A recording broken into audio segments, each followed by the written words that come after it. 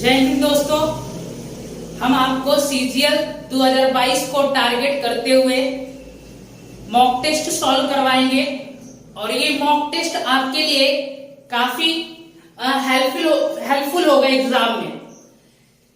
आपको पता है कि आप किसी भी गवर्नमेंट एग्जाम की तैयारी कर रहे हो तो उसके जो प्रीवियस ईयर क्वेश्चन है वो कम से कम होना अनिवार्य है।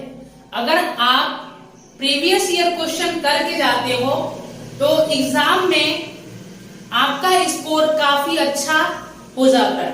लेकिन जब आप प्रीवियस ईयर क्वेश्चन नहीं करते हो, आप तमाम क्वेश्चन कर लो बट प्रीवियस ईयर क्वेश्चन नहीं करो तो आपको समस्याएं होंगी एग्जाम में।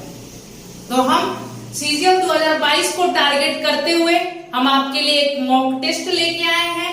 ये एक प्रीवियस ईयर मॉक टेस्ट है। आप इसको अगर लगाते हैं तो आपको एग्जाम में काफी ज्यादा बेनिफिट मिलेगा। तो लेट्स स्टार्ट, मॉक को स्टार्ट करते हैं। देखिए, जैसे पहला सवाल लिखा हुआ है, देखिए पहला सवाल क्या कह रहा है, दी गई तालिका का अध्ययन करें और प्रश्न का उत्तर दें। आपको बोर्ड पे ये जो टेबल जो दिया गया है ना, ये आपको दिख जाएगा। यहाँ पे लिखा है कि यदि जुलाई 2018 में डीलर डी द्वारा कारों की बिक्री उतने प्रतिशत ही बढ़ी है जितनी जून 2018 में पिछले महीने में बढ़ी थी, तो जुलाई 2018 में डीलर डी द्वारा बेची गई कारों की संख्या कितनी है। तो एक बात बताओ, मैं बोल रहा है कि जो डीलर डी है ना, उसका जून में बिक्री जितना प्रतिशत बढ़ा है, ठीक है, जुलाई में भी उतना ही प्रतिशत क्या हुआ है, बिक्री बढ़ा है। तो बताओ कि जुलाई 2018 में डीलर डी द्वारा बेची गई कारों की संख्या कितनी थी। तो आप कहोगे कि देखो डीलर डी जो है मई में 600 यूनिट कारों की बिक्री की है, 600 कारों की बिक्री की है, और जून में कितना किया है, 780 किया है। तो आप देखो एक चीज कि कितना परसेंट बढ़ रहा है। तो 100 इसको बना लेते हैं 6 से डिवाइड करके, ये 100 हो गया और इसको 6 से डिवाइड करेंगे, 6 कम 6 6 3 18 0। तो आप कहोगे कि 30% क्या हुआ है, उसकी सेल जो है वो बढ़ा है 30%। तो जुलाई में भी पिछले महीने की तुलना में 30% ही बिक्री बढ़ना है। तो देखो जून में डीलर डी द्वारा बेची गई कारों की संख्या 780 है और ये अब 30% बढ़ जाएगा। 30% बढ़ने का मतलब क्या, 130% हो जाना, 130 बटा 100। अब देखिए 2 जीरो से 2 जीरो आपको कट गए। अब अगर यूनिट डिजिट अगर मैच करेंगे तो 8 त्रिक 24 का 4 होगा। आपको दिख रहा है कि पहला नंबर सवाल का ऑप्शन ए जो है उसमें ही केवल यूनिट डिजिट कितना है, 4 है। तो यही आपका उत्तर है, मतलब फर्स्ट नंबर सवाल का ए ऑप्शन आपका करेक्ट हो जाएगा। ठीक है, वैसे सॉल्व करना है तो आप सॉल्व भी कर सकते हो।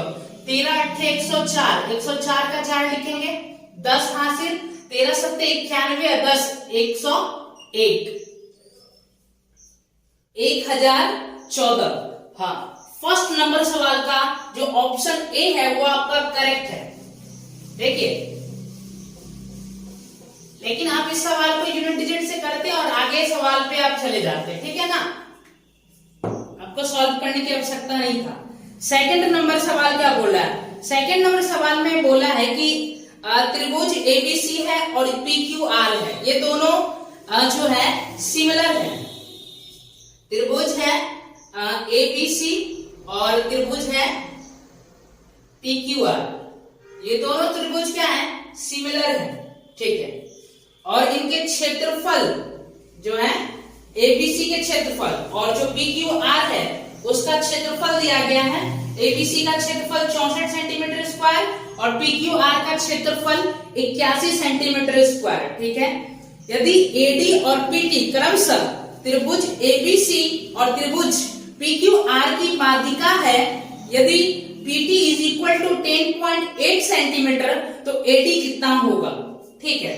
देखिए यहाँ पे आपको एबीसी का क्षेत्रफल और पीक्यूआर का क्षेत्रफल, एबीसी का दिया था 64 सेंटीमीटर स्क्वायर और इसका दिया है कितना 81 सेंटीमीटर स्क्वायर दिया है। तो भाई एक बात बताओ, एरिया का रेशियो आपको पता है तो आप साइड का रेशियो कैसे निकालते हो, या साइड बोलना सही नहीं होगा, लेंथ का रेशियो कैसे निकालते हो? तो आप कहोगे कि लेंथ का रेशियो जो एरिया का रेशियो है, जैसे यहाँ पे एरिया का रेशियो 64 और बटा 81 दिया गया है, तो ये एरिया का रेशियो हो गया। तो इसका अंडर रूट लेंगे तो क्या मिलेगा हमें, लेंथ का रेशियो मिलेगा। ये क्या दे देगा आपको, लेंथ। तो लेंथ का रेशियो कितना आ जाएगा, 8/9 आ गया। अब लेंथ का रेशियो कहने का मतलब क्या, अगर सवाल में अब त्रिभुज एबीसी की कोई भुजा देके पीक्यूआर का अगर कोई भुजा पूछ लेता, ठीक है, तो भी इसी रेशियो का यूज करेंगे। अगर पी एबीसी का मीडियन देके पीक्यूआर का मीडियन पूछ लिया तब पर भी यही रेशियो यूज होगा। एंगल बाइसेक्टर के लिए भी यही रेशियो यूज होगा। आपका जो सर्कम रेडियस होता है उसको निकालने के लिए भी यही रेशियो को यूज करेंगे। इन सेंटर सर्कम रेडियस निकालने के लिए, इन रेडियस निकालने के लिए, समझ में आ रहा है? तो ये एक्चुअली में जो होता है ना, ये लेंथ का रेशियो आता है। अगर आप एरिया के जो रेशियो है आप उसका अंडर रूट लोगे तो ये लेंथ का रेशियो देगा। और सवाल में इस बार ये जो सवाल है इसमें आपको माध्यिका की लंबाई दी है, किसकी, पीक्यूआर की, और पीक्यूआर की माध्यिका कितना बोला है, 10.8 बोला है। तो कितना गुना है, तो आप कहोगे कि 1.2 गुना है। आपसे पूछा है कि एबीसी का मीडियन कितना होगा ना, एबीसी की माध्यिका एडी की लंबाई पूछा है, तो इसको भी 1.2 गुना कर देंगे तो 9.6 आ जाएगा। तो एडी कितना आ गया आपका, 9.6 सेंटीमीटर। क्लियर है? सेकंड नंबर सवाल का जो उत्तर होगा वो कौन सा करेक्ट होगा, सी ऑप्शन करेक्ट होगा, 9.6। नेक्स्ट नंबर सवाल पे आइए।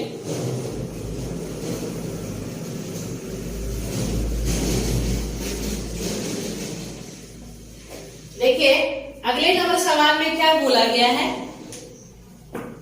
थर्ड नंबर सवाल में बोला गया है कि दी गई तालिका का अध्ययन करें और प्रश्न का उत्तर दें। ठीक है, उसी जो फर्स्ट वाला जो आपका टेबल चार्ट था वही टेबल चार्ट यहाँ पे भी है।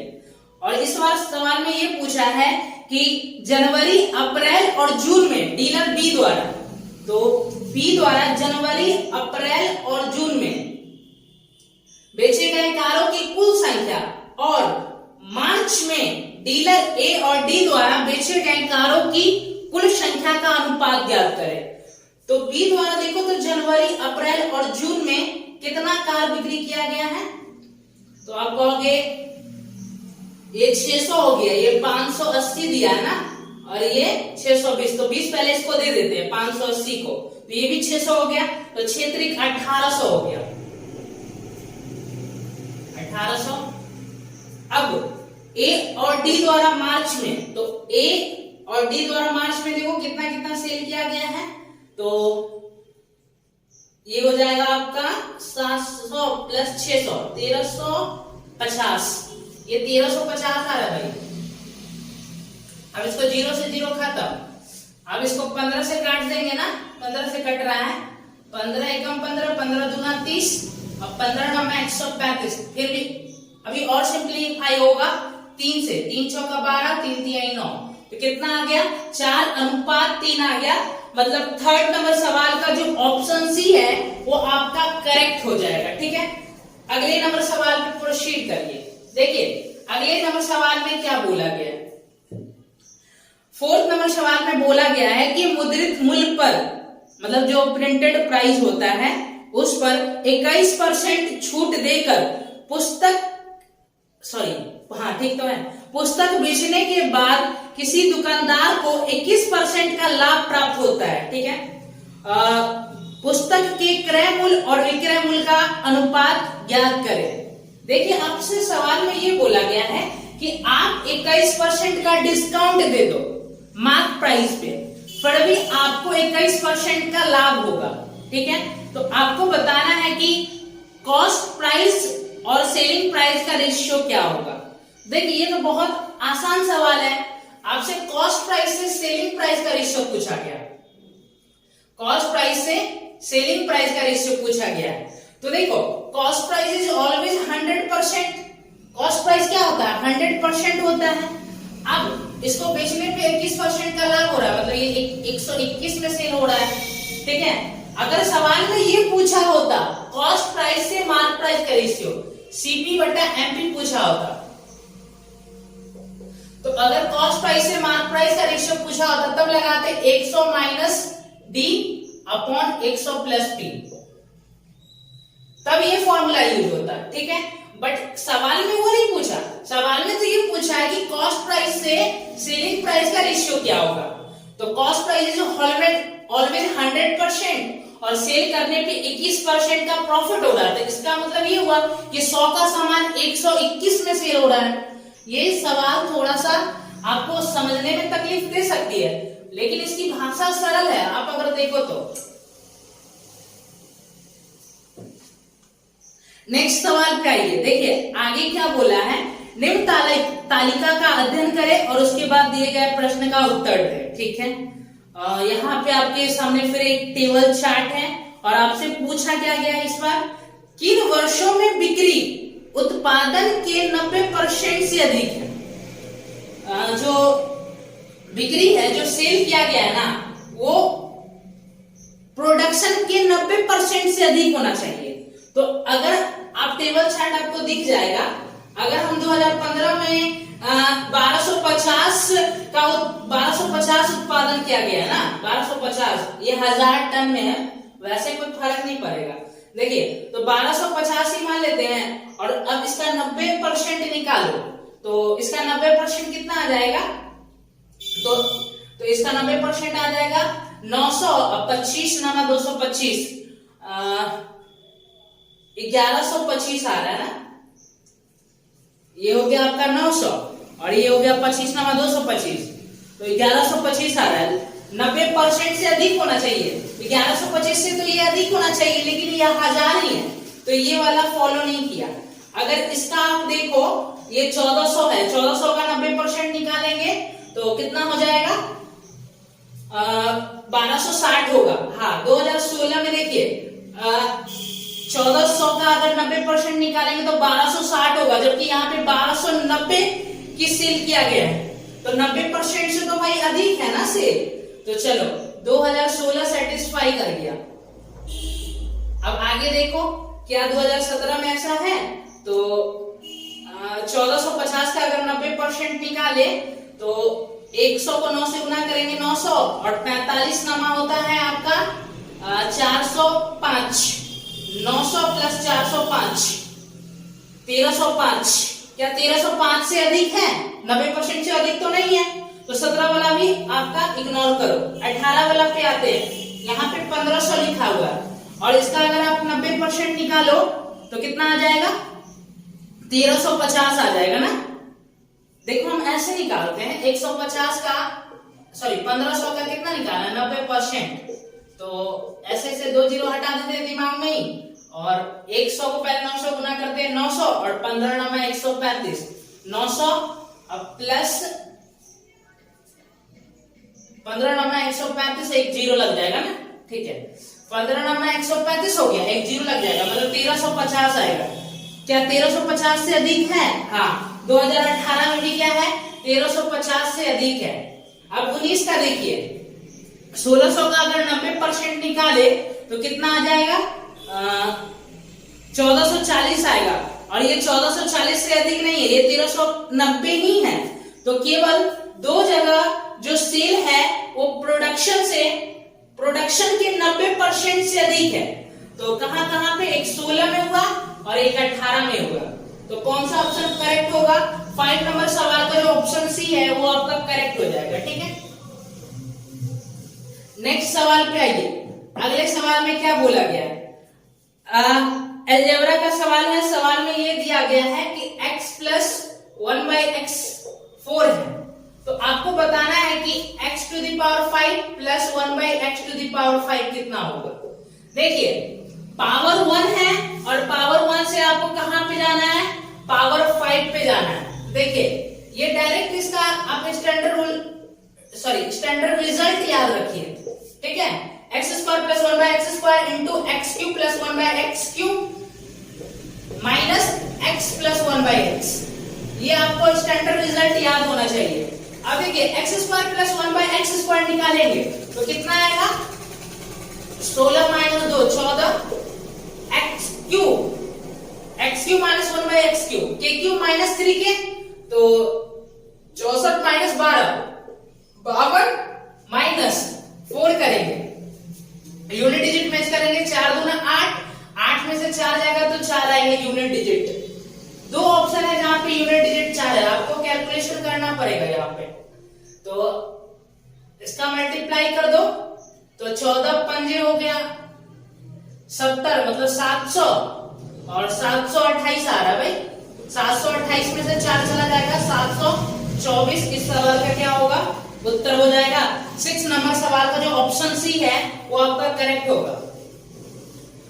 आगे वाले सवाल पे आइए, आगे वाले सवाल में क्या बोला गया है देखते हैं। यहाँ पे बोला है 7वें नंबर सवाल में कि 140 रुपया में 15 की दर से फल खरीदे गए, ठीक है। यहाँ पे फ्रूट लिखिएगा भाई और यहाँ पे प्राइस लिखिएगा। बोला क्या गया है कि 15 की दर से मतलब 15 फ्रूट्स खरीदे गए हैं कितना में, 140 रुपया में, ठीक है। आगे देखते हैं, फिर आगे बोला और उतने ही फल 120 रुपया में 10 की दर से खरीदे गए, ठीक है। जितना फल खरीदा ऊपर में उतना ही फल नीचे में भी खरीदा है, लेकिन इस बार 120 रुपया में 10 की दर से मतलब 10 फल मिला है इसको कितने में, 120 रुपया में। और फिर आगे क्या बोला गया है, यदि सभी फलों को 132 रुपए प्रति दर्जन की दर से बेचा गया, जितना भी फल है ना सबको ले गया और बेच दिया 132 रुपए प्रति दर्जन, तो पूरे लेन देन में उसका लाभ या हानि ज्ञात करें, ठीक है। देखिए अब देखो आपको डाटा को क्रिटिकल नहीं करना, आपको डाटा को आसान रखना है ताकि कैलकुलेशन कम हो। अगर हम 5 से सिंप्लीफाई कर दे तो ये 5 से 15 हो गया, इसको 5 से सिंप्लीफाई करेंगे तो 28 पंजे 140, ठीक है। अगर हम एक फल पूछे आपसे कितना खरीदा गया होगा, तो एक फल यहाँ जो सेकंड टर्म दिया गया था, सेकंड टर्म्स एंड कंडीशन, उसके अकॉर्डिंग हम अगर एक फल का देखें कि दाम कितना है तो एक फल का 12 दाम है, तो 3 फल के कितने हो जाएंगे, 12 3 36, तो टोटल 6 फल कितने में खरीदे गए हैं। अब देखो जितना फल ऊपर खरीदा उतना ही फल नीचे खरीदा। हमने क्या किया, डाटा को सिंपल फॉर्म में लिया है, हमने बड़े डाटा पे काम नहीं किया, ठीक है। आपको भी यही करना है। तो आप अगर इस दोनों को ऐड करोगे कितना आ जाएगा, तो ये 64 आ रहा है ना भाई, दोनों को ऐड करके तो 6 फल 64 में खरीदा गया है। और अब देखो सेल करने, ये कॉस्ट प्राइस की बात हो गई, ठीक है। अब सेलिंग प्राइस की जब बात आई है तो बोला है क्या कि 12 फल जो है प्रति दर्जन 132 के हिसाब से सेल किया है ना, तो 12 फ्रूट सेल किए हैं 132 रुपया में, ठीक है। तो आपसे हम पूछ रहे हैं कि बताओ हमें 6 फल कितने में सेल किए गए होंगे, तो 66 में सेल किए गए होंगे। अब 64 के सामान को 66 में बेचोगे, ठीक है, 64 के सामान को 66 में बेचोगे तो कितना का प्रॉफिट कमाओगे, तो आप कहोगे 2 रुपया का प्रॉफिट कमाएंगे, कितना पे, 64 पे। तो इसको सिंप्लीफाई करेंगे 1/32, और 1/32 सभी भाइयों को याद होना चाहिए कि 1/32 होता है 8 सही 1/3%, सॉरी 3 सही 1/8%, 3 सही 1/8%, 1/32 याद रखिएगा, 3 सही 1/8%। तो 7 नंबर सवाल का कौन सा ऑप्शन करेक्ट होगा, ए ऑप्शन आपके करेक्ट हो जाएंगे। देखिए नेक्स्ट सवाल पे आते हैं। नेक्स्ट सवाल में क्या बोला गया है, 8 नंबर सवाल पे आइए। 8 नंबर सवाल में बोला गया है, ये ट्रिगो का सवाल है, आपको बोर्ड पे ये सवाल दिख जाएगा देखिए ऊपर में लिखा हुआ है ऐसे cos स्क्वायर थीटा करके, cos स्क्वायर थीटा, और नीचे में देखो भाई ध्यान से, नीचे में लिखा हुआ है कि cot square theta plus sign square theta minus 1, ठीक है। तो और ये इक्वल बोला है, 3 के इक्वल है, ठीक है। तो आपको बताना है कि tan theta plus cosec theta कितना होगा। देखो बड़ा सिंपल है।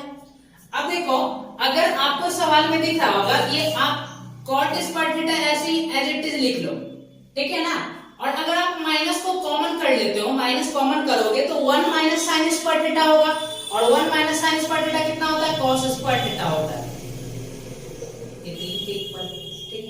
अब एक बात बताओ भाई, cot स्क्वायर थीटा को आप क्या लिख सकते हो, आप कहोगे cot स्क्वायर थीटा को हम cos स्क्वायर थीटा बटा sin स्क्वायर थीटा लिख सकते हैं।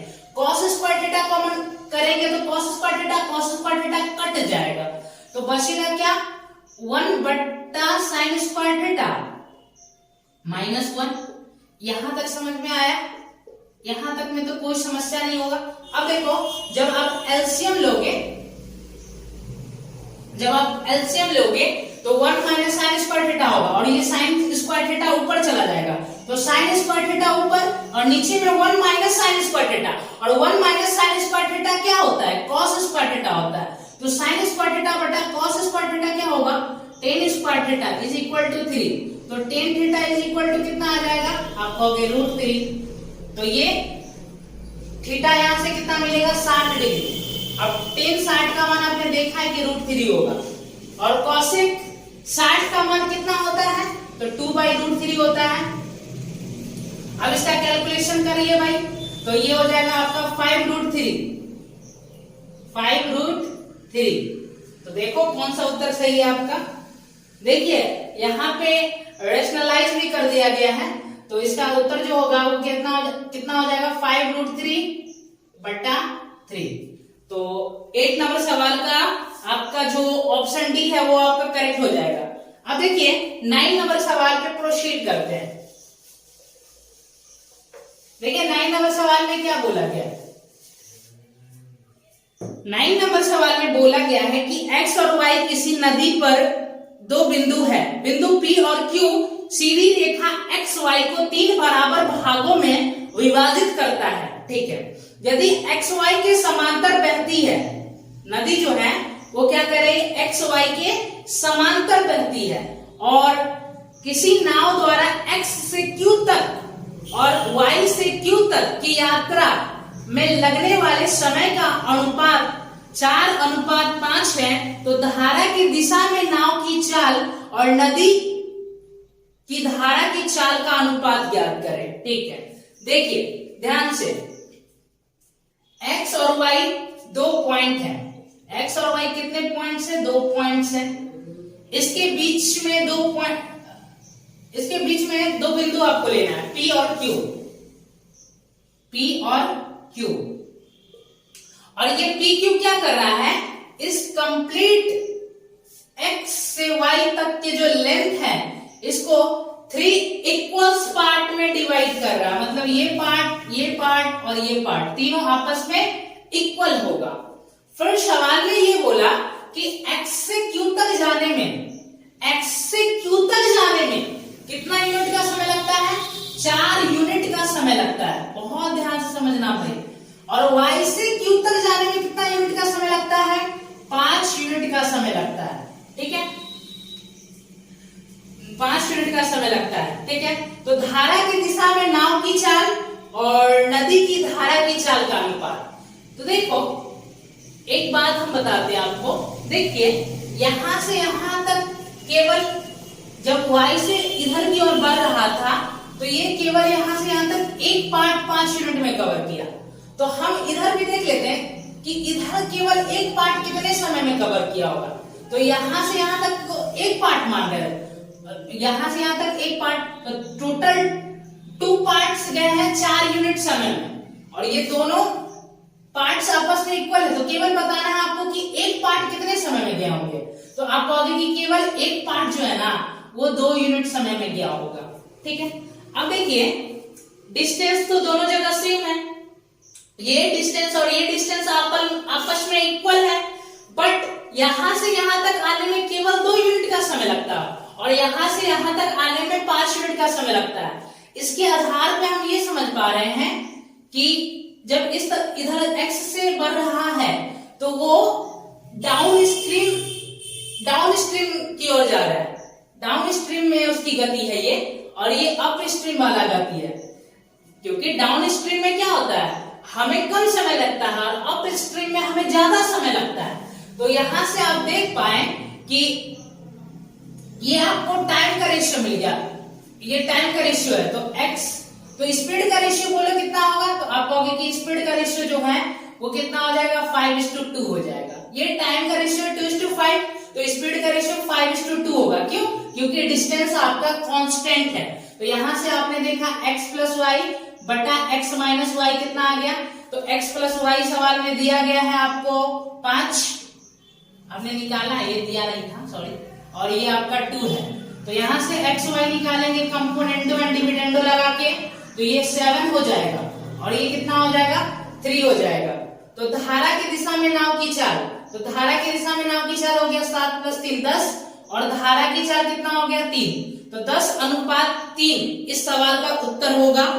मतलब 9 नंबर सवाल के जो ऑप्शन डी है वो करेक्ट होगा। अगले नंबर सवाल पे आइए, देखिए अगले नंबर सवाल में क्या बोला गया।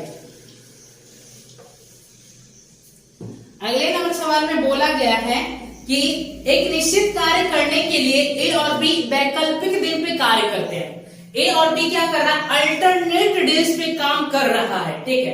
पहले दिन बी कार्य शुरू करता है और अकेले ए उस कार्य को 24 दिन में कर सकता है। यदि कार्य 11 से 1/3 दिन में पूरा होता है तो अकेले बी मूल कार्य का 7/9 भाग कितने दिन में पूरा कर सकता है। देखिए 2 बंदा है, एक तो आपका ए हो गया,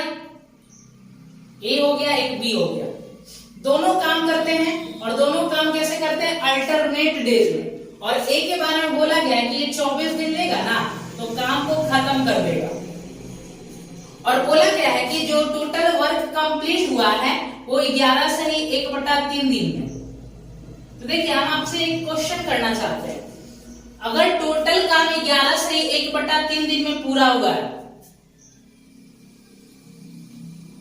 तो इस इतने दिनों में ए कितने दिन काम किया होगा और बी कितने दिन काम किया होगा, जबकि बी पहले स्टार्ट कर रहा है। तो आप कहोगे कि ये 12 दिन कंप्लीट तो नहीं है, बट 12 दिन का 1/3 पार्ट, जो 12 डेज है उसका 1/3 टाइम तक ही काम किया गया, 12 डेज का 1/3 समय तक ही काम किया गया है। तो अगर बी पहले काम स्टार्ट कर रहा है इसका मतलब ये हुआ कि बी ने टोटल 6 दिन तो काम किया ही है, बट ए ने कितने दिन काम किया, 5 से 1/3 दिन। तो बी ने कितने दिन काम किया, तो आप कहोगे कि बी ने 6 दिन काम किया। बी ने कितने दिन काम किया, 6 दिन काम किया। और ए ने कितने दिन काम किया, तो 5 से 1/3 दिन काम किया। तो 5 से 1/3 दिन का मतलब कितना होता है, 16/3 दिन। अब देखो ए 24 दिन में टोटल काम खत्म कर सकता है और उन्होंने काम किया है कितना दिन, 16/3 गुणा 24 करेंगे, ठीक है। अब यहां से काटेंगे, 8 दूना 16, 8 त्रिक 24, कितना आ रहा है 2/9। तो इसका मतलब ये हुआ कि ए ने 2/9 तो पार्ट ऑफ वर्क कंप्लीट कर दिया। ए ने कितना काम कर दिया, 2/9 पार्ट वर्क कंप्लीट कर दिया, ठीक है। तो आप बचा काम कितना है, रिमेनिंग वर्क, तो कहोगे आप टोटल काम तो 1 होता है ना, उसमें से 2/9 पार्ट कर दिया है ए ने, तो बचा कितना 7/9। तो बी के विषय में पूछा गया है कि बी 7/9 काम कितने दिन में किया। तो आप भाई आप देख नहीं सकते हो क्या कि अगर 2/9 पार्ट 2/9 पार्ट ए ने 5 से 1/3 दिन में किया है और टोटल काम 11 से 1/3 दिन में पूरा हुआ था, तो इसका मतलब ये बी जो है 6 दिन में 7/9 पार्ट ऑफ वर्क कंप्लीट किया है। सिंपल सी लॉजिक है ना भैया एक बात बताओ, आप हमें टोटल काम 1 यूनिट, ए ने कर दिया 2/9 पार्ट ऑफ वर्क, तो बचा कितना, तो रिमेनिंग वर्क है 7/9, तो 7/9 पार्ट ऑफ वर्क बी ने कितने दिन में किया होगा, 6 दिन में किया होगा, तो 6 डेज इस सवाल का क्या हो जाएगा, उत्तर हो जाएगा। तो इसका कौन सा ऑप्शन करेक्ट है, 10 नंबर सवाल का जो ऑप्शन डी है वो आपका करेक्ट हो जाएगा।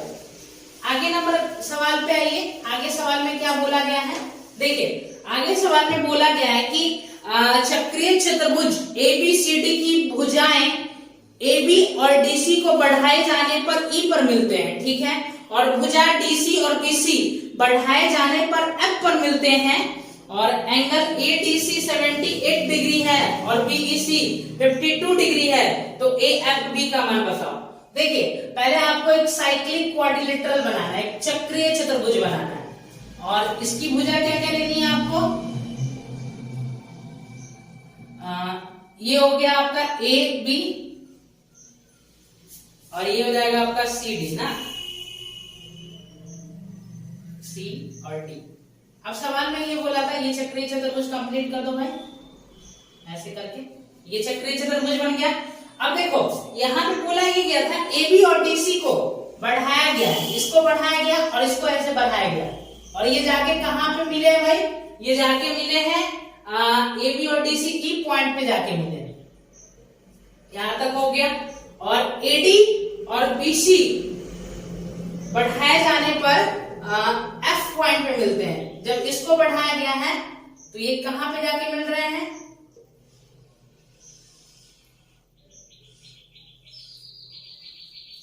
ये F पॉइंट पे जाके मिल रहा है, ठीक है, क्लियर है। अब आगे सवाल में बोला था कि जो एंगल ADC है, ADC ये आपको बोला है कि 78 डिग्री है, ठीक है, और एंगल BEC ये वाला जो एंगल है वो कितना डिग्री बोला है, BEC ये 52 डिग्री बोला है, ठीक है।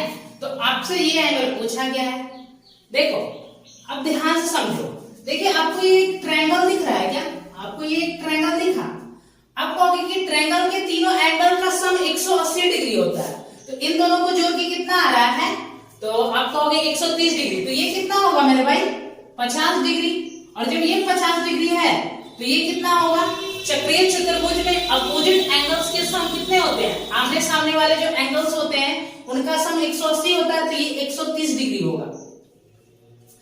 और आपको एक कंसेप्ट पता होना चाहिए ताकि आप सवाल को जल्दी कर पाओ, जैसे कि ये ABC ट्रायंगल हमने आपके सामने बना दिया, ठीक है, ये एक कंसेप्ट लिख लो यहाँ पे, कंसेप्ट, एक कंसेप्ट आपको बहुत काम देगा।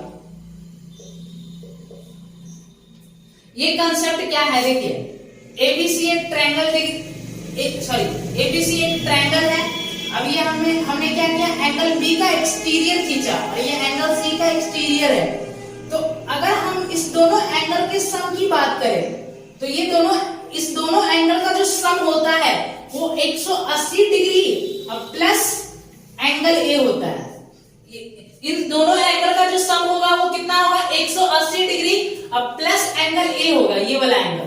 तो आप देखो ये भी एक ट्रायंगल ही है और ये दोनों एक्सटीरियर है, तो इन दोनों का सम कितना आ रहा है, तो आप कहोगे कि सम जो आ रहा है ना वो 208 आ रहा है, कितना आ रहा है भाई, 208 डिग्री आ रहा है, तो ये 180 से कितना ज्यादा है, वही इसका मान होगा, ये 180 से आप कहोगे कि 28 ज्यादा है, तो इस एंगल जो F है इसका मान कितना डिग्री हो जाएगा, 28 डिग्री, ठीक है, बहुत सिंपल है, कोई इसमें परेशानी की बात नहीं है। अब आगे नंबर सवाल देखेंगे, देख लीजिए इसका उत्तर कौन सा सर करेक्ट होगा, 11 नंबर का जो ऑप्शन सी है वो आपका करेक्ट हो जाएगा।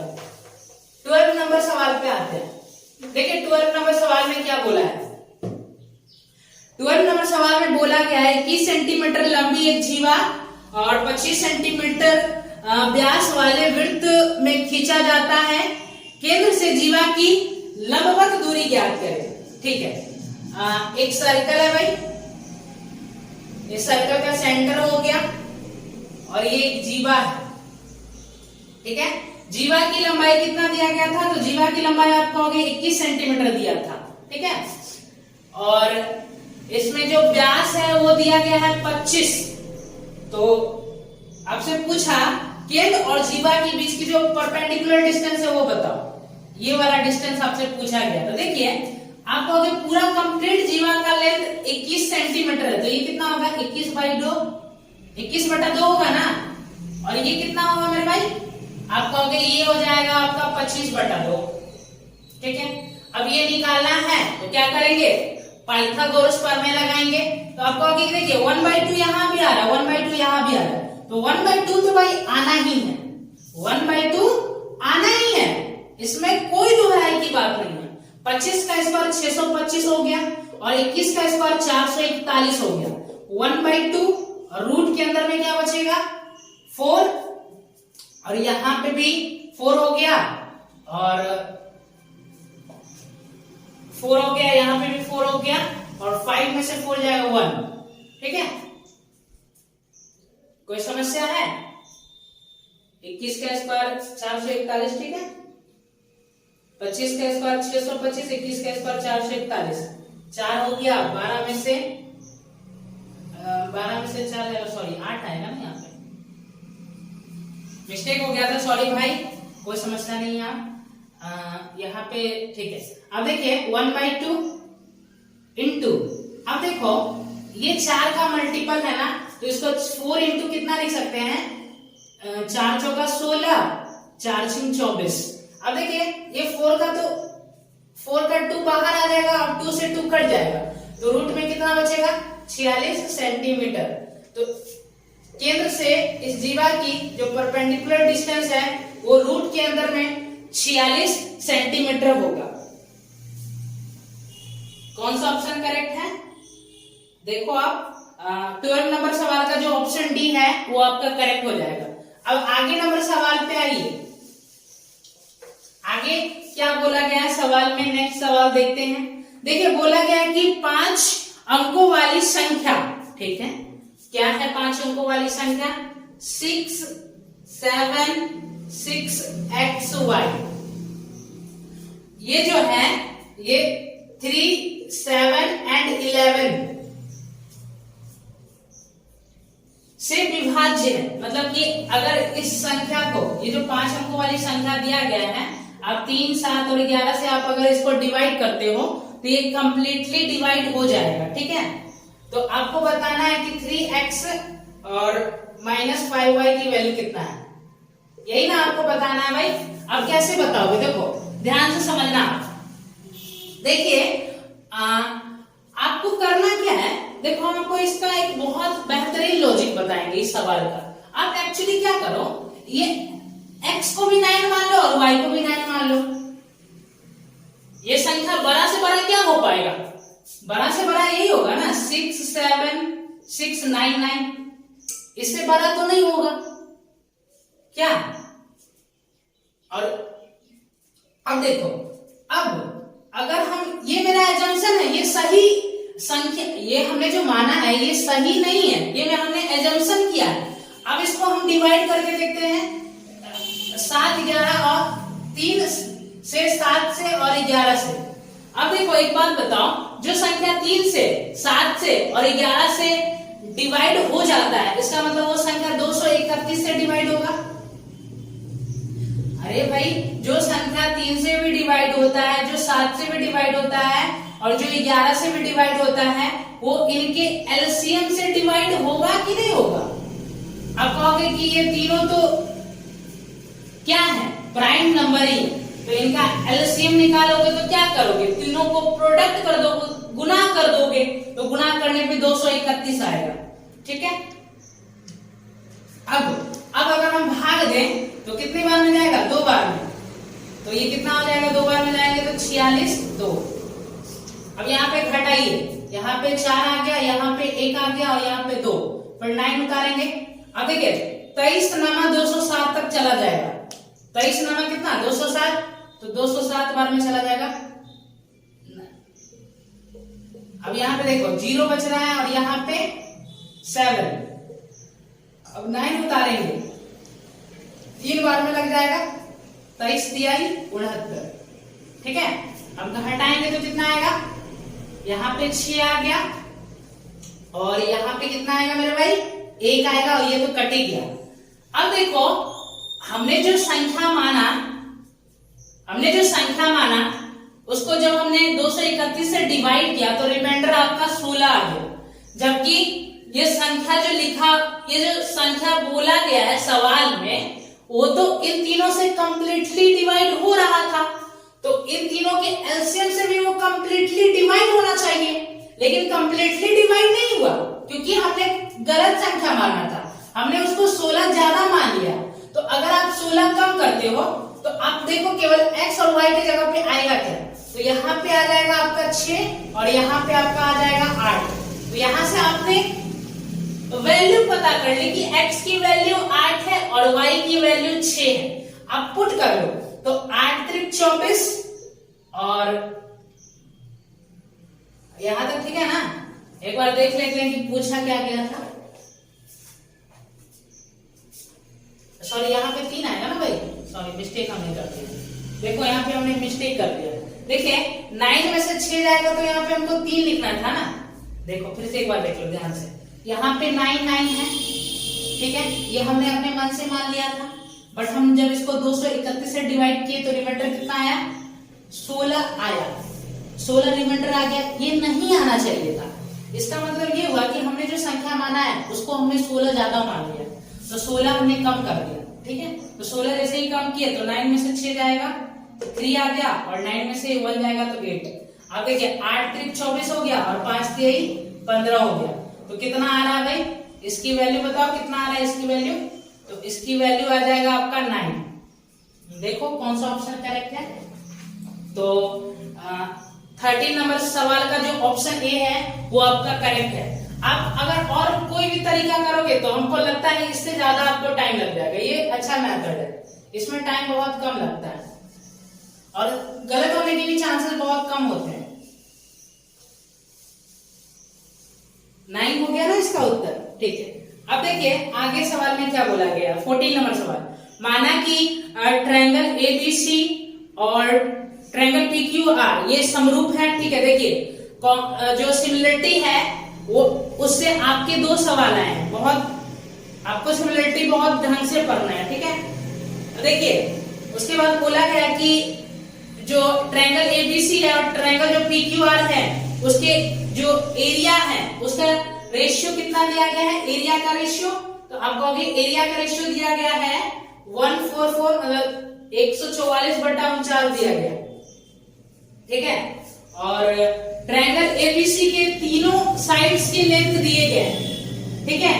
और आपसे पूछा गया है कि पीआर की लंबाई बताना है ना आपको, पीआर की।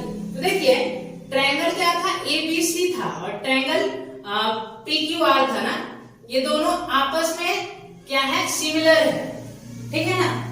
तो अगर एक बात बताओ भाई, एरिया का रेशियो ये है तो लेंथ का रेशियो क्या आएगा, तो आप कहोगे कि लेंथ का रेशियो आएगा 12/7। क्लियर है, कोई समस्या नहीं। और सवाल में आपसे पूछा गया है पीआर, ठीक है ना, पीआर आपसे पूछा गया है।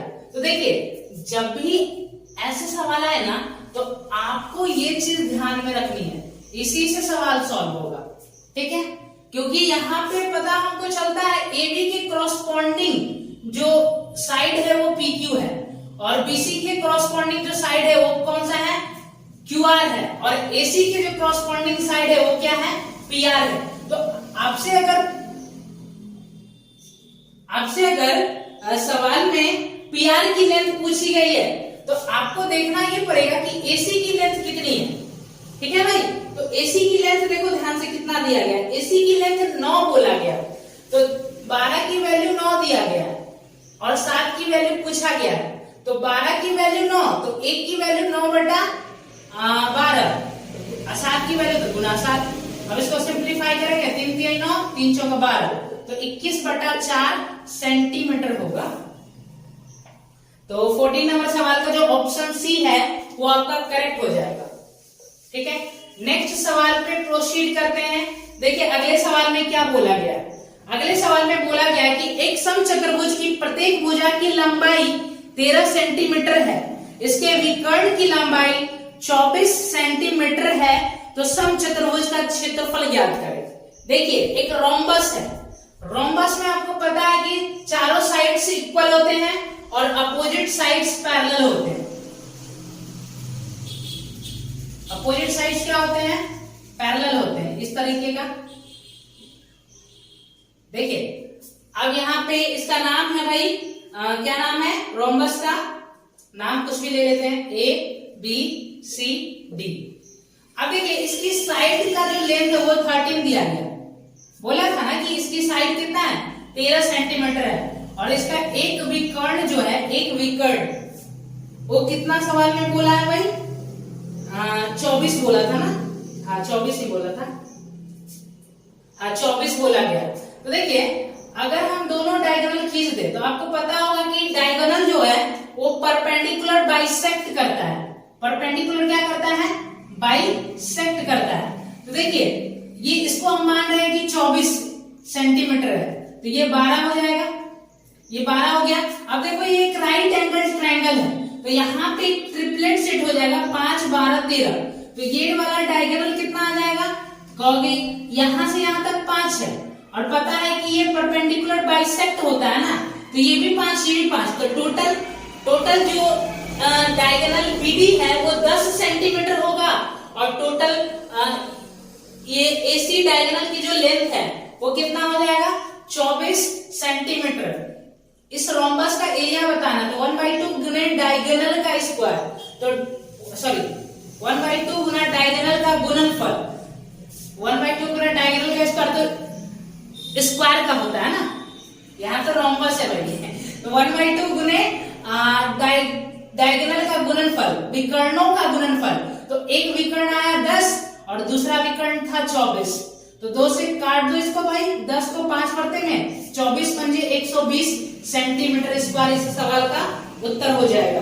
तो 15 नंबर सवाल का जो ऑप्शन सी है वो आपका करेक्ट है। अगले नंबर सवाल पे प्रोसीड करिए। देखिए सवाल में बोला है कि 28 संख्याओं का औसत 77 है, ठीक है, लिख लेते हैं। 28 संख्याओं का औसत कितना है भाई? 77। और पहली 14 संख्याओं का जो औसत है वो 74 बोला गया, और अंतिम 15 संख्याओं का जो औसत है वो 84 बोला गया है। तो फिर आगे सवाल में बोला गया कि 14वीं संख्या को हटा दिया जाए तो शेष संख्याओं का औसत 1 दशमलव स्थान तक सही ज्ञात करें, ठीक है।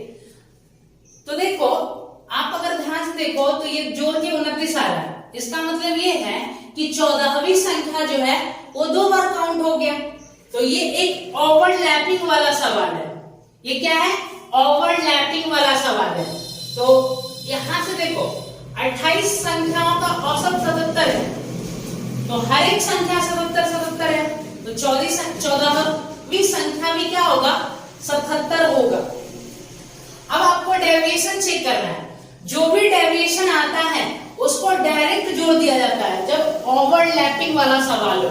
तो डेविएशन चेक करो, तो ये औसत से कितना कम है? आप कहोगे 3 कम है, और टोटल 14 संख्या है। ये औसत से कितना ज्यादा है भाई? तो ये औसत से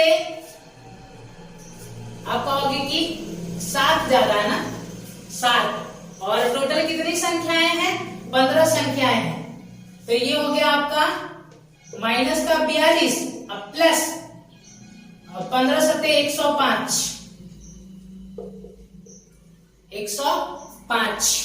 तो देखिए नेट डेविएशन कितना का आया? तो आप कहोगे कि नेट डेविएशन आया है प्लस का 63।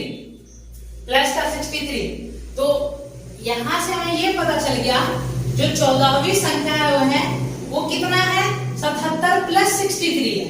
तो अगर आप इसको निकाल दोगे तो अगर ये 77 होता तो कोई फर्क नहीं पड़ता, लेकिन ये अपने साथ 63 ज्यादा लेके चला जाएगा।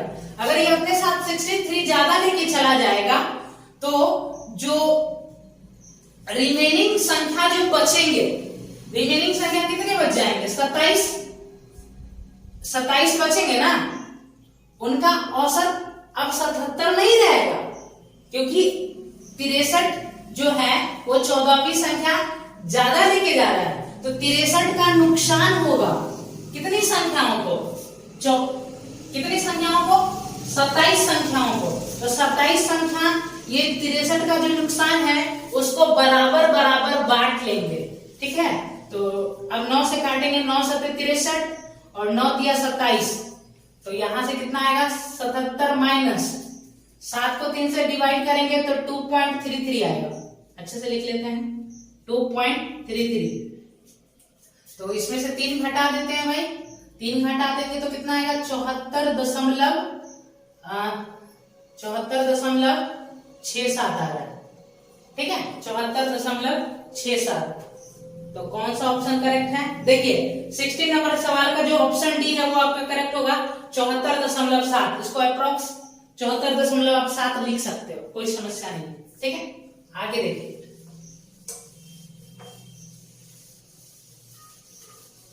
देखिए अगले नंबर सवाल में क्या बोला गया है।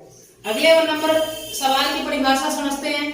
देखिए त्रिकोणमिति का सवाल है ये, और सवाल आपको बोर्ड पे दिखेगा ये सवाल। हम डायरेक्ट इसको स्मार्ट अप्रोच लगा के सॉल्व करते हैं, ठीक है। अब देखिए इस सवाल को जैसे ही हमने देखा तो हमें इसमें वैल्यू पुटिंग की कोई जरूरत नहीं दिख रही है, ठीक है। अगर आप वैल्यू पुटिंग करते हैं तो आपका टाइम थोड़ा सा ज्यादा लग जाएगा, लेकिन अगर आप थोड़ा बहुत इसमें त्रिकोणमितीय आइडेंटिटीज जो होते हैं, ट्रिगोनोमेट्रिक आइडेंटिटीज जो होते हैं, उसका यूज कर लो तो ये सवाल बहुत इजी तरीके से हो जाएगा। देखिए कॉसेक थीटा दोनों जगह है, तो कॉसेक थीटा कॉमन कर लेंगे तो ब्रैकेट में क्या बचेगा? तो आप कहोगे कि ब्रैकेट में बच जाएगा 1 बटा कॉसेक थीटा माइनस 1 प्लस 1 बटा कॉसेक थीटा प्लस 1। तो कॉसेक थीटा माइनस 1, यहाँ पे कॉसेक थीटा प्लस 1, तो एलसीएम क्या आ जाएगा? तो आप कहोगे कि एलसीएम आ जाएगा कितना? Cosec square theta minus 1 LCM आ जाएगा, ठीक है। और यहाँ पे आ जाएगा cosec theta plus 1 plus cosec theta minus 1, तो प्लस 1 माइनस 1 कट जाएगा, 2 कॉसेक थीटा। अब माइनस कितना दिया है? 10 स्क्वायर थीटा, ठीक है। आप देखिए ध्यान से, अब सवाल को देखना आपको ध्यान से। 2 कॉसेक स्क्वायर थीटा बटा कॉसेक स्क्वायर थीटा माइनस 1, इसको क्या लिख सकते हैं? Cot square theta minus 10 square theta. यहां तक समझ में आ गया? अब देखिए, अब इसको देखो ध्यान से, आपको समझना है। देखो अगर आप इसको ऐसे लिख लो 1 बटा साइन स्क्वायर थीटा, तो इससे कोई फर्क तो नहीं पड़ेगा। और कॉट स्क्वायर थीटा को लिख लो आप कॉस स्क्वायर थीटा बटा साइन स्क्वायर थीटा, तो बटा में साइन स्क्वायर थीटा दोनों क्या आ रहे हैं? तो कट जाएंगे, और यहां पे क्या बनेगा? 2 बटा कॉस स्क्वायर थीटा। तो 2 बटा कॉस स्क्वायर थीटा को जब ऊपर ले जाएंगे तो 2 सेक स्क्वायर थीटा होगा माइनस 10 स्क्वायर थीटा। अब देखिए सेक स्क्वायर थीटा यहाँ पे 2 बार है, तो इसको ऐसे लिख सकते हो ना, sec square theta plus sec square theta लिख सकते हो ना मेरे भाई। Sec square theta plus sec square theta, और एक sec square theta minus 10 square theta मिलके कितना हो जाएगा? 1 हो जाएगा। तो इसका उत्तर कितना आ जाएगा भाई? कौन सा इसका उत्तर होगा? Sec square theta plus 1। 17 number सवाल का जो ऑप्शन ए है वो आपका करेक्ट है, ठीक है। अब देखो इसमें आपने त्रिकोणमितीय जो आइडेंटिटीज होते हैं आपने उसको यूज किया और सवाल कितने आसानी से हो गया। हो सकता था कि आप वैल्यू पुटिंग करते हैं और 2 ऑप्शन में अगर मैच हो जाता तो फिर आपको अदर वैल्यू रख के चेक करना पड़ता, बट ये तो इजी हो गया ना। अब देखिए फिर से एक त्रिकोणमिति का ही सवाल है, आपको बोर्ड पे दिख जाएगा। देखिए इस सवाल को करने के लिए आपको ये पता होना चाहिए कि cot A into cot B 1 होता है यदि ए प्लस बी का सम कितना डिग्री हो? 90 डिग्री हो। तो यहाँ पे देखो कॉट 25 डिग्री और कॉट 65 डिग्री, ये दोनों मिलके कितने हो जाएंगे? आपको आगे 1 हो जाएगा, क्योंकि ए प्लस बी का सम कितना हो रहा है? 90 आ रहा है। और यहाँ भी देखिए कॉट 35 डिग्री और कॉट 55 डिग्री, ये दोनों इनटू में है ये भी 1 हो जाएंगे और cot 45 1 होता ही है। तो ओवरऑल देखो मल्टीप्लाई करने के बाद कितना आ रहा है 1। तो 18 नंबर सवाल के जो ऑप्शन ए है वो आपके करेक्ट हो जाएंगे। ठीक है, आपको ये मेंटली करना था सवाल, इस सवाल में कुछ भी नहीं है, ये सेकंड का सवाल है, बस देखा उत्तर लगाया आगे बढ़ा। ठीक है, शहर में पुरुष शिक्षकों की संख्या का महिला शिक्षकों की संख्या के साथ अनुपात। ठीक है, पुरुष शिक्षकों की संख्या का महिला शिक्षकों की संख्या के साथ अनुपात बताना। तो देखिए इसमें थोड़ा सा कैलकुलेशन है, आपको जोड़ना पड़ेगा। ठीक है, तो देखो जोड़ते हैं हम। तो ये आ रहा है आपका पुरुष की टोटल संख्या जोड़ लो, तो यूनिट डिजिट में सब जोड़ेंगे तो 5 आ गया। चलो उसके बाद आ रहा है आपका 7 5 12, 12 प्लस 8 20, 7 27, 27 हो गया, 27 और प्लस 9, 27 प्लस 9 कितना हुआ 36, 36 के 6 3 हासिल, 6 3 9, 9 प्लस 2 11, 1 12, 12 प्लस 6 18 के 8, 1 हासिल हो गया, तो 2 3 4 5, ये 5 बन गया। और यहाँ पे देखो 5 प्लस 1 6, 6 5 11, 11 9 20, 20 का 0, 2 हासिल, 7 2 9 5 14, 14 2 16, 16 प्लस 8 24, 24 प्लस 5 29, 29 के 9 हो गया, 2 हासिल, 3 2 5, 6 5 11, 11 5 16, 16 प्लस 8, 16 प्लस 8 24, 24 के 4, 2 हासिल, 2 2 4 2 6 1 7 1 8। अब इसका क्या निकालना है, अनुपात निकालना है। तो देखिए 5 से तो दोनों जा ही रहा है, 5 एकम 5, फिर 5 एकम 5, यहाँ पे कितना बचेगा 3, तो 3 और यहाँ पे तो 5 7 35, 5 3 15, 5 से काटेंगे 5 एकम 5 3, 5 6 30, 30 हो गया, 5 9 45, 5 8 40। ठीक है, अब देखिए फर्दर देखिए ये किससे कट रहा है, तो सम देखिए सम 3 से कट रहा है ना, इस संख्या का सम, इसका भी सम 3 से कट रहा है, तो ये 3 से और कट जाएंगे। ठीक है, 3 से कटने का क्या नियम होता है, अगर किसी संख्या का सम 3 से कट रहा है तो वो संख्या भी 3 से कटेगा। 3 से सिंप्लीफाई करेंगे, 3 3 9, 3 9 27, 3 एकम 3, 3 से काटेंगे 3 5 15 और 3 से 3 6 18, 3 6 18, तो 391 रेशियो 566। तो देखिए 19 नंबर सवाल का जो ऑप्शन डी है वो आपका करेक्ट होगा। देखिए इस सवाल में आपका थोड़ा सा कैलकुलेशन था, आपको ये कैलकुलेशन करना ही होगा, देयर इज नो चारा, इसमें इसके अलावा कोई चारा नहीं है आपको। देखिए आगे क्या लिखा है, जब x को 19, 28, 55 और 91 में से प्रत्येक से घटाया जाता है तो इस क्रम में प्राप्त संख्याएं समानुपात में होते हैं, तो x का मान ज्ञात करिए। देखिए कह रहा है कि 19 और 28, 55 और 91 ये 4 संख्याएं दी गई है। ठीक है, और बोला है कि इन चारों संख्याओं में से अगर हम x घटा देते हैं तो ये समानुपात में हो जाएंगे। समझ में आया, कहने का ये मतलब है कि 19 बट आप ये सब जानते ही होंगे, हम आपको इसका डायरेक्ट लॉजिक बता देते हैं कि इस सवाल को हमको बहुत जल्दी करना है तो हम कैसे करेंगे।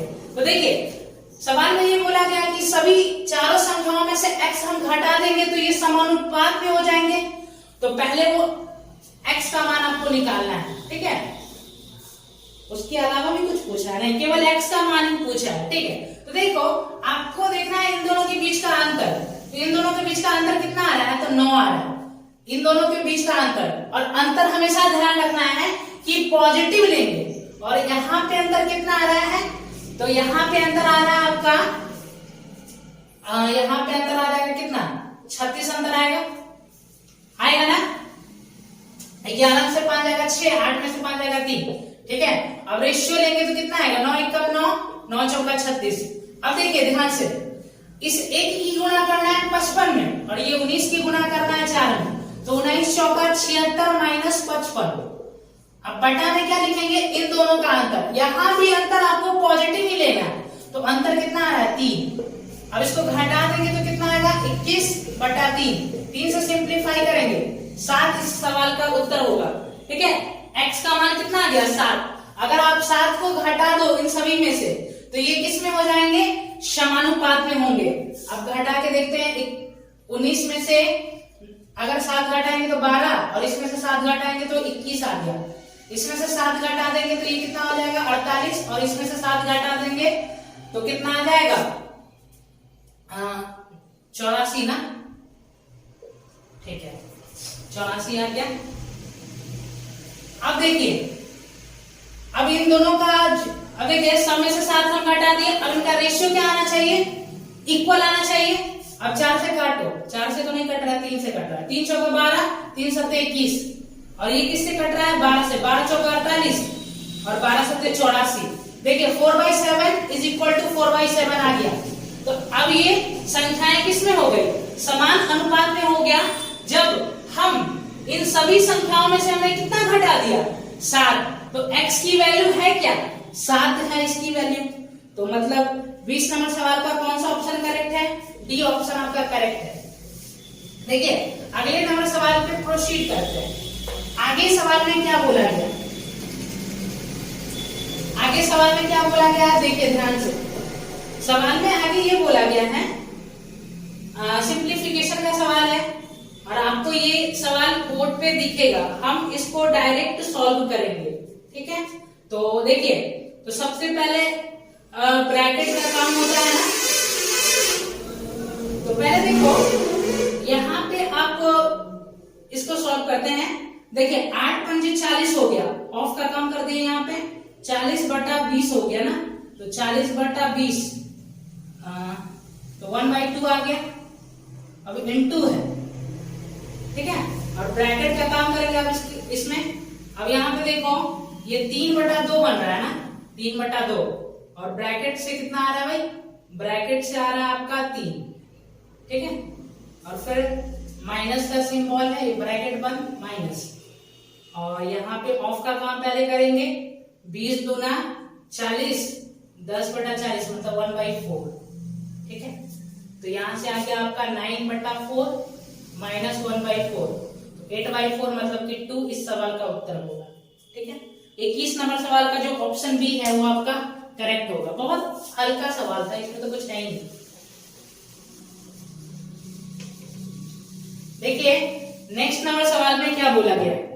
नेक्स्ट नंबर सवाल में बोला गया है कि ए की आई बी की आई से 45% अधिक है। ठीक है, और सी की आई ए और बी की आई के योग से 60% कम है। ठीक है, डी की आई सी की आई से 20% अधिक है। ठीक, यदि बी और डी की आई के बीच का अंतर 13,200 रुपया है तो सी की आई ज्ञात करें। ठीक है, देखो ए की आई क्या बोला है, बी से 45% अधिक है, तो इसका 100 है तो इसका 145 हो गया। ठीक है, और सी की आई क्या बोला है, ए बी की जो आई का योग है उससे 60% कम है, मतलब इन दोनों के आई का जो योग है उसका 40% है। 245 का अगर 40% निकालेंगे 2/5, 5 से काटेंगे कितनी बार मिल जाएगा, 5 चौका 20, 5 नमा 45, तो ये आ गया आपका 49 दूना 98। और डी के बारे में क्या बोला था कि डी की आई सी की आई से 20% अधिक है, तो 98 गुना 6/5। ठीक है, 20% अधिक है, सी की आई जितनी है ना उससे 20% अधिक है डी की आई। और सवाल में आप बोला ये गया है कि जो बी और डी के आई का जो अंतर है वो 13,200 रुपया है, तो 98 गुना 6 करो तो भाई कितना आ रहा है, तो 8 6 48 का 8 4 हासिल 54 4 58 बटा 5 माइनस 100, और ये वाला अंतर कितना बोला है सवाल में 13,200 रुपया बोला है ना, तो ये हो गया आपका 500। एलसीएम लेंगे ना 5, तो ऊपर में 500 बनेगा ना, तो यहाँ पे आ जाएगा आपका 88 इज इक्वल टू 13,200। अब देखो भाई 11 से कट रहा है ना, 11 से कितनी बार में जाएगा, 11 अठे 88 और 11 से काटो 11 एकम 11, 11 दूना 22, 2 जीरो। 8 से काट देंगे कितनी बार में जाएगा, तो 8 से देखो 15 अठे 120 होता है, तो यहाँ से 150 बचेगा। ठीक है, तो 1 यूनिट की वैल्यू कितना आ गया, देखो 1 यूनिट की वैल्यू कितना आ जाएगा, 15 पचे 75, जीरो। और आपसे पूछा क्या है, आपसे पूछा है सी की आई कितना होगा, तो सी की आई 98 यूनिट है, 98 से मल्टीप्लाई कर देंगे तो 7 का मल्टीपल होगा ना, तो 7 का मल्टीपल कितने ऑप्शन है, 7 के मल्टीपल देखो भाई, आपको अगर आप ध्यान से देखो तो 7 के केवल एक ही ऑप्शन है जो 7 के मल्टीपल है। देखो ना 98 में क्या होता है, 7 होता है ना, तो 7 का मल्टीपल देखो 7 एकम 7, 0 7 पचे 35, जो ए ऑप्शन है वो 7 का मल्टीपल है। वैसे आप डिजिटल सम भी कैलकुलेट कर सकते हो कि क्योंकि डिजिटल सम सारे ऑप्शन के अलग अलग है, तो यहाँ से डिजिटल सम 8 आ गया और यहाँ से डिजिटल सम कितना आएगा, तो 7 5 12, 12 का मतलब 3, तो 8 3 24, 24 का मतलब 6 आएगा डिजिटल सम। तो यहाँ पे देखो ऑप्शन ए का डिजिटल सम कितना आ रहा है, 7 3 10 5 15, मतलब 15 का मतलब 6 आ गया डिजिटल सम, इसका 7 5 12 मतलब 3 आ रहा है डिजिटल सम, ये आ रहा है आपका 5 आ रहा है सी ऑप्शन का, और इसका तो 0 आ रहा है। तो आपका 22 नंबर सवाल का जो ऑप्शन ए है वो आपका करेक्ट हो जाएगा। अब सिंपल, अब अगर ए बी सी निकाल भी लेते ना तो इस सवाल में आप टिक लगा के आगे बढ़ सकते थे। क्यों? क्योंकि जो सी का जो इनकम, सी का जो इनकम है ना भाई, वो 7 का मल्टीपल है और ऑप्शन ए ही एक ऐसा है जो कि 7 का मल्टीपल है, तो ए इस सवाल का उत्तर हो जाएगा। ठीक है, आगे देखेंगे नेक्स्ट नंबर सवाल।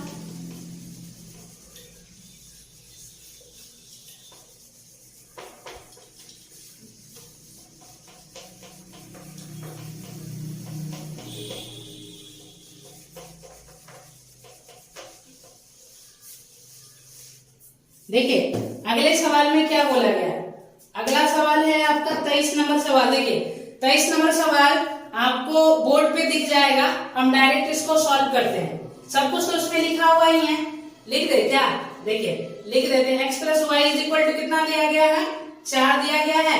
1 by x plus 1 by y is equal to 16 बटा कितना दिया गया, 15 दिया गया। आपसे पूछा क्या कि x Q plus y cube की वैल्यू बताओ, यही पूछा है ना। अब देखो कैसे कैलकुलेट करोगे। अब देखो जब एलसीएम लेंगे तो नीचे में क्या बनेगा, एक्स वाई, और ऊपर में क्या बनेगा, x plus y is equal to 16 बटा 15। अब एक्स प्लस वाई कितना दिया गया है, 4 दिया गया है, तो 4 चौका 16, तो एक्स वाई कितना आ जाएगा, 15 बटा 4 आ जाएगा। अब इसकी वैल्यू कैलकुलेट करनी है, तो इसकी वैल्यू कैसे आएगा, तो आप कहोगे कि ये x Q plus y q है ना, तो x प्लस वाई कितना आ रहा है, 4, और ब्रैकेट में x प्लस वाई का होल स्क्वायर, तो 16 आ गया, माइनस 3 गुना 15 बटा 4।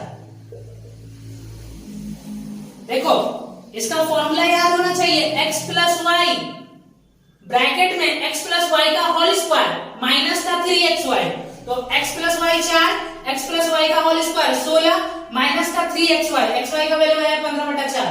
अब कैलकुलेट करो आप भाई, तो ये हो गया आपका 48 माइनस 15 थी 45 बटा 4। अब देखो 16 चौका 64 होगा ना, 4 था ना, 16 चौका 64, 4 से 4 आपका कट गया। अब इसमें से घटा देंगे तो कितना आएगा, 15 4 19। इस सवाल का क्या हो जाएगा, उत्तर होगा, और यही करेक्ट उत्तर है इस सवाल का। तो 23 नंबर सवाल का जो ऑप्शन बी है वो आपका करेक्ट हो जाएगा। ठीक है, यहाँ पे हमने थोड़ा सा मिस्टेक हो गया था, 4 से मल्टीप्लाई करते तो 16 चौका 64 ना लिखना चाहिए था। ठीक है, आगे नंबर देखिए, आगे सवाल में क्या बोला, आगे सवाल में बोला गया है कि यदि ब्याज की गणना 5 मासिक चक्रवृद्धि आधार पे होता है तो प्रति वर्ष 15% की दर से 8,192 रुपया की राशि पर 1/4 वर्ष में प्राप्त चक्रवृद्धि ब्याज ज्ञात करें। देखिए 5 मंथली जो ब्याज है वो कैलकुलेट किया गया है, ठीक है। और रेट सवाल में बोला है 15%। रेट कितना बोला है? 15%। और जो प्रिंसिपल है वो कितना है? 8,192 दिया गया है, ठीक है। तो टाइम पीरियड बोला गया है कि 1/4 साल का बताना है आपको कंपाउंड इंटरेस्ट, ठीक है। तो एक बात बताओ भाई, 1/4 साल का मतलब कितना होगा? 1 साल कंप्लीट और 12 महीना का साल होता है, तो 12 का 1/4 करेंगे तो कितना आएगा? 3। 12 + 3 15 महीना टोटल है। कितने मंथ्स है? 15 मंथ्स। और 5 मंथली कैलकुलेट किया गया है, तो 5 मंथ, 5 मंथ, 5 मंथ और 5 मंथ, 5-5 मंथ के कितने टाइम स्लॉट बन जाएंगे? आप कहोगे 5-5 मंथ के 3 टाइम स्लॉट बनेंगे। और रेट कितना होगा भाई? आप कहोगे कि 15% तो है आपका कितने का? 12 महीने का। हमें 5 महीने के चाहिए, 5 ही महीना का चाहिए ना। 3 चौका 12, 3 पचे 15, कितना आया भाई? 25/4%। 25/4% का मतलब कितना हो जाएगा? 1/16। 1/16। अब देखिए 1/16 आ गया आपका रेट। तो एक काम करो, आपको प्रिंसिपल को लेट कर लेना है, मान लेना है कि प्रिंसिपल हमने मान लिया कितना है? 16 का क्यूब मान लो, क्योंकि 5-5 महीने के 3 टाइम स्लॉट बने, तो 1/16 हमको कितनी बार निकालना पड़ेगा? 1/16, 1/16, 1/16 3 बार करना पड़ेगा। तो 16 का क्यूब होता है 40 96, आपको पता होना चाहिए। 15 का क्यूब 33 75, 16 का क्यूब 40 96 होता है। यहां तक समझ में आ गया? अब देखिए 3 टाइम स्लॉट बने, तो अगर 3 टाइम स्लॉट के लिए जो गोल्डन रेशियो होता है वो 3:1 होता है ना भाई? 3:1 होता है। अब 40, यहां पे देखो ध्यान से, ये कितना है? 4096 है ना, 40 96। अब इसका 1/16 करेंगे तो ये 16 का क्यूब है, तो आप कहोगे कि जब इसका 1/16 निकालोगे तो 256 आएगा। अब फिर इसका 1/16 निकालेंगे तो कितना आएगा? 16। फिर इसका 1/16 निकालेंगे तो 1 आएगा। अब टोटल देख लो आपको कितना ब्याज मिलेगा, तो इसको गुना करेंगे ना भाई, गुना करेंगे तो 250 दिया हो गया 750 और 6 × 18, तो 750 प्लस 18 768 प्लस 16 दिया 48 प्लस 1, ठीक है। तो 8 8 16 1 17 का 7, 1 हासिल, 6 4 10, 1 11 के 1 हासिल 8, मतलब टोटल 817 यूनिट आपको ब्याज मिलेगा। टोटल देखिए प्रिंसिपल आपने कितना माना? 4096 यूनिट प्रिंसिपल है, लेकिन एक्चुअल प्रिंसिपल देखो कितना है? आप कहोगे कि एक्चुअल प्रिंसिपल है 8192, तो इसका कितना गुना है? आप कहोगे इसका 2 गुना है। तो आपका ब्याज भी जो मिला है, जो 817 यूनिट, इसका भी 2 गुना कर देंगे तो 1634 इसका क्या हो जाएगा? ब्याज हो जाएगा, ठीक है। तो 1634, 24 नंबर सवाल का जो ऑप्शन सी है वो आपका करेक्ट हो जाएगा, ठीक है। अगले सवाल पे प्रोसीड करते हैं, 25 नंबर सवाल पे। देखिए 25 नंबर सवाल में क्या बोला गया, बहुत ध्यान से समझना है आपको 25 नंबर सवाल को। देखिए 25 नंबर सवाल में ये बोला गया है कि अलजेब्रा का सवाल है, और देखिए पहले आपको हम इसका एक एक्चुअल अप्रोच बताते हैं कि इस सवाल को एग्जाम में हम कैसे करेंगे, फिर आपको एक ट्रिक के तौर पे भी बताएंगे कि वो ट्रिक नहीं, वो जस्ट एक लॉजिक ही है, वो लॉजिक लगा के हम आपको फिर बता देंगे कि इस सवाल को आप बहुत जल्दी कैसे कर सकते हो। देखो आप इसको ये 8 है ना, तो इसको अंदर भेजेंगे तो 2 का क्यूब मतलब 2x प्लस 2x प्लस कितना हो जाएगा 2y का होल क्यूब, और यहाँ पे देखिए ध्यान से माइनस 3x माइनस 3y का होल क्यूब हो गया, इज इक्वल टू बोला है सवाल में कितना है भाई 5y और माइनस x, और फिर ब्रैकेट में क्या बोला है ax स्क्वायर और प्लस by स्क्वायर और प्लस का cxy। ठीक है, तो आपसे पूछा है a plus b minus c, a plus b minus c, a plus b minus c बताओ। ठीक है, तो यहां से आपको पहले क्या करना होगा a b और c का वैल्यू निकालना पड़ेगा। अब देखो ध्यान से आप सवाल कैसे करेंगे, तो देखो a plus a cube minus b cube, आपको पता है a cube minus b cube क्या होता है, तो आप कहोगे कि a माइनस बी होता है, तो a माइनस बी करेंगे तो 2x plus 2y minus 3x अब प्लस का 3y, तो ये हो जाएगा आपका 5y और माइनस का x। ठीक है, अब देखिए ध्यान से देखना आपको। अब देखो a माइनस बी हो गया, अब ब्रैकेट में क्या होता है a square plus b square plus a b, तो a स्क्वायर करेंगे, इसको a मानो इसको b मानो। ठीक है, तो 4x स्क्वायर अब प्लस 4y स्क्वायर अब प्लस 8xy।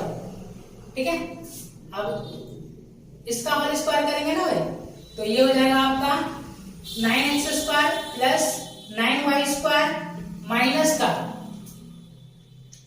18xy, और फिर plus xy sorry plus a b करेंगे ना, अब इन दोनों का प्रोडक्ट करेंगे भाई। देखो x एक बार फॉर्मूला लिख देते हैं, a cube minus b cube का फॉर्मूला क्या होता है a cube minus b cube, तो a cube minus b cube होता है a minus b in the bracket a square plus b square plus a b, सबको पता है ये फॉर्मूला।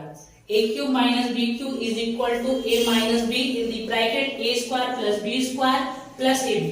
तो सबसे पहले हमने ए माइनस बी किया तो ये आया, फिर हमने ए स्क्वायर किया, फिर बी स्क्वायर किया। बात बड़ी ये है कि ए की जगह पे ये चीज है और बी की जगह पे ये चीज है, क्रिटिकल सा चीज है, लेकिन लॉजिक तो उसे नहीं लगेगा ना भाई।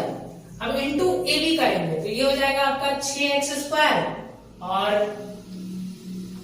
6x स्क्वायर हो गया, इसकी इससे गुना करेंगे तो माइनस का 6xy, और ये भी हो जाएगा, ये प्लस का 6xy होगा, और ये कितना होगा माइनस का 6y स्क्वायर। अब देखो ये दोनों आपका कट गया, तो यहाँ पे क्या बना, अब देखते हैं यहाँ पे क्या बना है, तो 6 4 10 9 19x स्क्वायर आ गया, और यहाँ पे आपका कितना आ जाएगा, इसमें से पहले 6 हट जाएगा तो 7y स्क्वायर। ठीक है, और यहाँ पे आ गया आपका, सही है, और यहाँ पे आ जाएगा आपका माइनस का 10xy। कोई समस्या नहीं। अब देखिए अब